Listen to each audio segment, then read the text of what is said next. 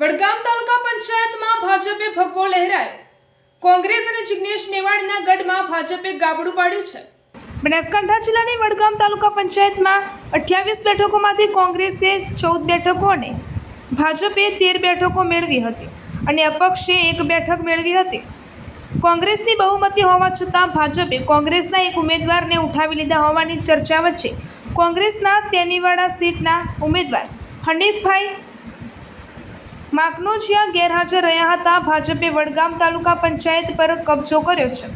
વડગામ તાલુકા પંચાયતની ચૂંટણી શરૂ થતાં જ હાઈ વોલ્ટેજ ડ્રામા યોજાયો હતો. અપક્ષના સભ્ય કિફાયતુલ્લા ખારાવાલા ભાજપ તરફી મતદાન કર્યું હતું, જ્યારે કોંગ્રેસના તેનીવાડા સીટના સભ્ય હનીફભાઈ માકનોજીયા ભાજપના આગેવાનો લઈ જતા તેઓ ગેરહાજર રહ્યા હતા. તેઓ આક્ષેપ લગાવ્યો છે. જિગ્નેશ મેવાણીના ગઢ ગણાતા વડગામમાં ભાજપ ગાબડું પાડવામાં સફળ રહ્યું છે. ભાજપના મગરવાડા તાલુકા પંચાયત સીટ પરથી ચૂંટાયેલા અનુબેન ઉપલાણાને પ્રમુખ બનાવવામાં આવ્યા છે, જ્યારે રઘુભાઈને ઉપપ્રમુખ બનાવવામાં આવ્યા છે. જ્યારે એક સભ્ય ગેરહાજર રહેતા ભાજપે વડગામ તાલુકા પંચાયત પર ભગવો લહેરાવ્યો હતો.